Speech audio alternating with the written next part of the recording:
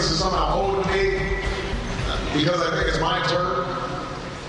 I'm running because of what Dr. Martin Luther King called the fierce urgency of now. See, I don't want to wake up 4 years from now and find out that millions of people still don't have health insurance because we couldn't take on the insurance industry.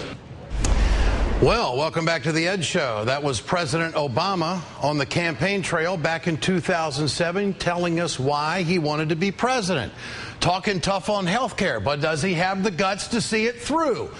I have to play devil's advocate. We have to ask the tough questions. Seems to me he's losing his nerve a little bit. He can't draw a line in the sand. That troubles me. Now, during the primary fight last year, Hillary Clinton told us Obama didn't have the strength to get the tough stuff done. Was she correct? Roger Simon, chief political correspondent for Politico, wrote a column about this today. You can get it at www.politico.com. Roger joins us tonight. Your message clearly here is a wake-up call that we might not get health care reform this year unless the president kicks it into high gear. Roger, at least that's what I took from your writing today. Was that your message? Yeah, I think that's absolutely right, Ed. You know, there's an old saying, if you don't stand for something, you'll fall for anything.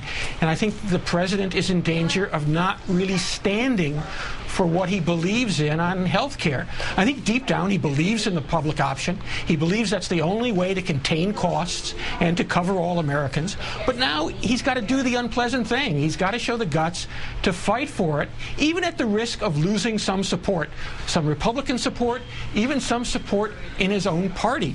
I mean, he got elected, the Democrats got elected for a reason. They won the presidency, they won the Senate, they won the House.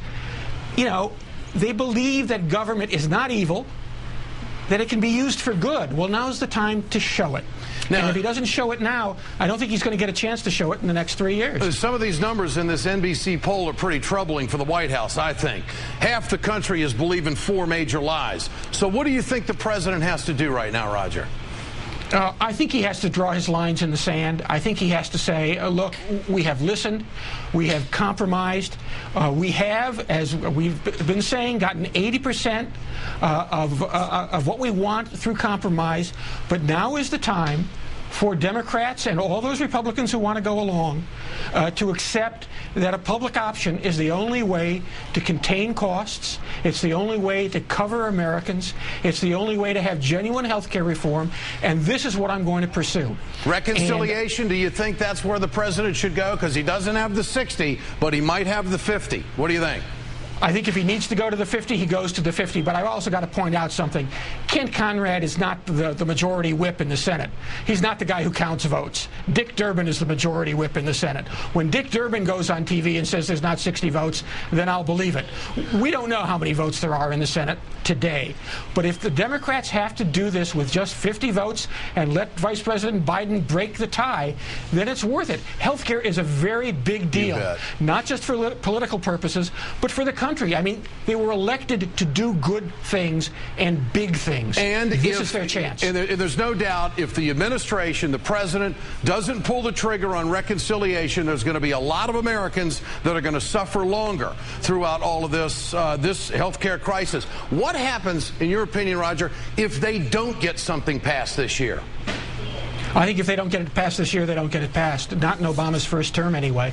The president may never be stronger than he is now. I mean, right now, he's got a 78-seat majority in the House. He's got a 20-seat majority in the Senate. He's got approval ratings in the low 50s. That's not terrible. You know, if he doesn't use that, if he doesn't spend his political capital on his major campaign promise, then what is he going to spend it on? You got to strike when the iron's hot, no doubt about it. You got to strike when the iron's hot. You got to stand for something, and Americans want him to stand for something. Roger Simon, good to have you with us tonight. Chief political correspondent for Politico. Great article at Politico.com.